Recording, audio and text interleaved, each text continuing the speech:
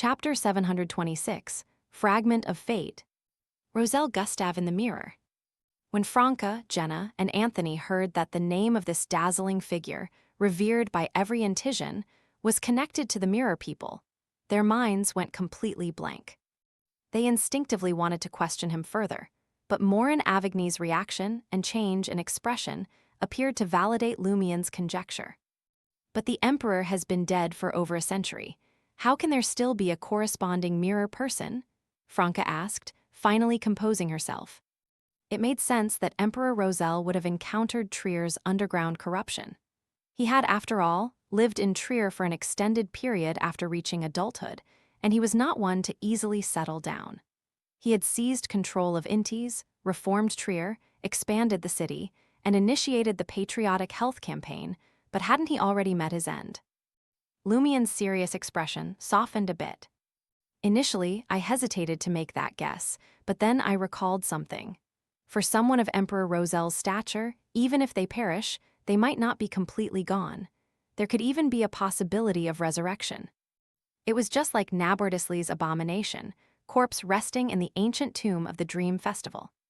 Franca made an odd remark. Old institutions are hard to get rid of. With their experience dealing with the Devil Monarch's abomination corpse, Franca, Jenna, and Anthony quickly accepted Lumien's explanation.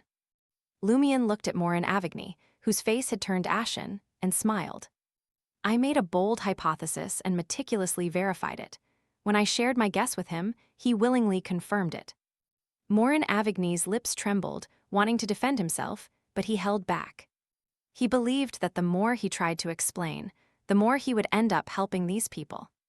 His urge to confide led him to add, "Now, do you understand that our mirror people are also incredibly powerful? If we can fully break the seal of Fourth Epoch Trier, we will be as strong as any Orthodox church." Franca disregarded Morin Avigny's showy remark and muttered to herself. No wonder the church's demigods refuse to personally go underground and resolve the various abnormalities here unless the seal of Fourth Epoch Trier is badly damaged. This isn't about fixing abnormalities, it's about making more of them. Even though the demigods of the eternal blazing sun church didn't have to fear the birth of their corresponding mirror people, Trier's underground corruption extended beyond just the mirror world. Isn't the underground of Trier excessively vile and horrifying? This was assuming that Fourth Epoch Trier was relatively well sealed. What had the four emperors, particularly Blood Emperor Alistair Tudor, done during the War of the Four Emperors? The issues they left behind more than 1,000 years ago were still incredibly terrifying.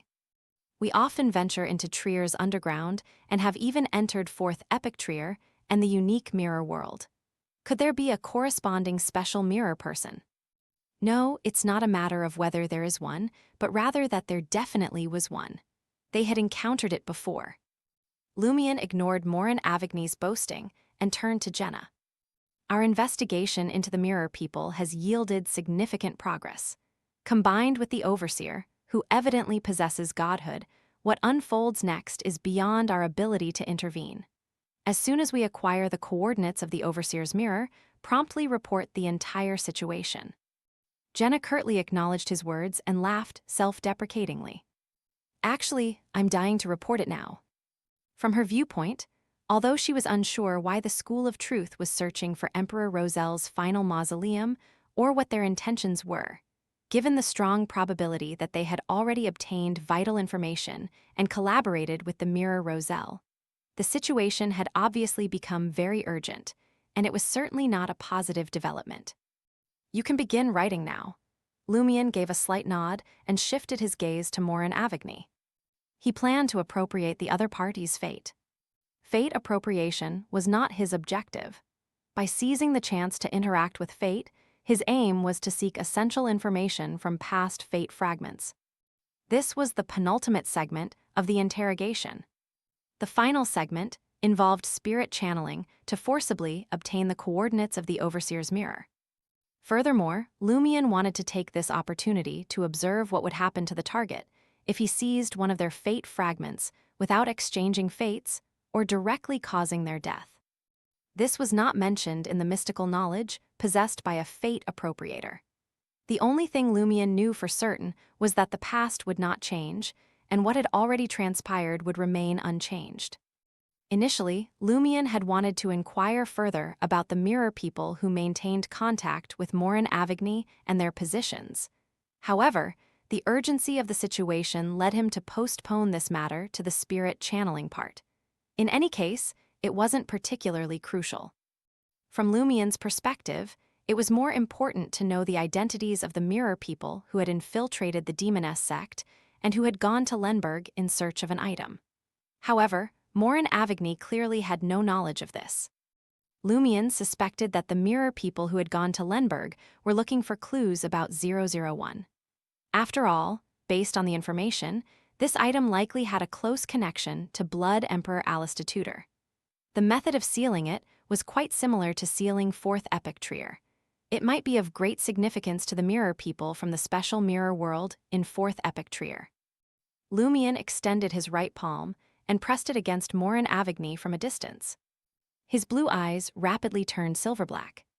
Morin Avigny was perplexed by Lumion's strange behavior. Although he possessed the strength of a Sequence 5, he had been actively involved in politics for the past decade or so. He maintained a certain distance from the mysticism domain and the emerging cults. This was particularly true after becoming the Minister of Industry.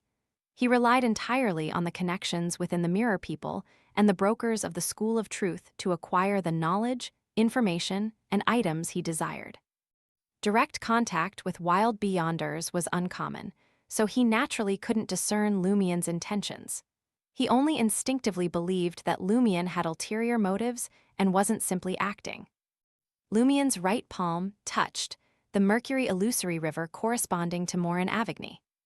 The life of the mirror person flashed before his eyes, and various fate fragments surged along the river. Lumion couldn't discern them in detail. Seizing the brief span of 2 to 3 seconds, he focused on observing 2 fate fragments.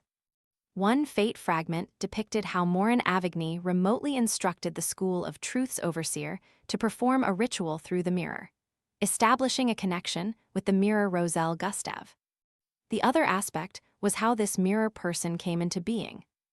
In the previous fate segment, Lumion witnessed Morin Avigny stuffing a classic silver mirror into his makeup mirror and lending it to the overseer.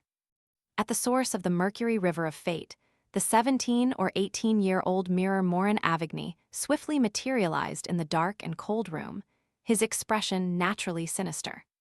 The classic silver mirror bears a striking resemblance to the one Franca found at the overflow of corruption in the mirror world. She had relied on the latter to enter Fourth Epic Trier during Operation Hostile. Could such a mirror be closely tied to the mirror people? Didn't Morin Avigny say that the descendants of the Tamara family naturally have a corresponding mirror person? Why wasn't he a baby when he was born as a mirror person? The descendants of the Tamara family must reach a certain age or have done something specific to produce the corresponding mirror people. He doesn't seem to understand what's going on either. As these thoughts raced through his mind, Lumion didn't allow the fate appropriation attempt to end naturally and result in failure. He seized the moment and grasped a fate fragment in his right hand. Through the spew of his spirituality, he slowly extracted the abnormally heavy target from the Mercury. Colored Illusory River. The fate fragment corresponded to the scene of Morin Avigny's lust exploding under the symphony of hatred. As time passed, Franca and Jenna asked about the other mirror people to divert Morin Avigny's attention, and the fate fragment finally left the Mercury River. Consequently, the hole that had appeared was neither filled nor rewoven. Empty chaos occupied it, emitting a thin fog. After storing the obtained fate fragments into his spirit body, Lumion carefully observed Morin Avigny's transformation. As he waited, he muttered inwardly, "The fact that we caught Morin Avigny remains unchanged. Him drinking the truth serum and being hypnotized remain unchanged. We haven't forgotten what he just said." Yes, this fate appropriation took a total of 3 minutes. The fate fragment depicting his eruption of lust weighs heavily in Morin Avigny's entire life. After all, it caused his fate to take a sharp turn for the worse. Appropriation requires a distance of 15 meters. Obtaining the target's blood is unnecessary. While stirring fate and waiting for completion, I can't attack the target, but I can stay away. It's more convenient to kill him directly. The appropriation can be completed in a matter of seconds. As Lumion reviewed, Morin Avigny's weakened aura gradually filled up, and his face flushed. The bloodstains and tears on his face vanished. Yes, there was no eruption of lust, so no severe injuries. Lumion harumphed as Morin Avigny's face lit up with pleasant surprise. 2 beams of white light struck Morin Avigny, knocking him unconscious. Simultaneously, Jenna and Franca, who had been closely monitoring Lumion's movements, aimed their revolvers at the yet-to-collapse Morin Avigny's head. Amidst the gunshots, the disciplinary paladin's head exploded like blood-colored fireworks. Lumion didn't complain about Franca and Jenna not giving him a chance to cull. He didn't want to waste his spirituality on culling. When he appeared at the last moment and used the symphony of hatred to shatter Morin Avigny's remaining mirror substitution and capture him, he felt as if the potion had digested somewhat due to the successful cull. Thud! Morin Avigny's lifeless body crumpled to the ground, and Franca prepared to channel the spirit.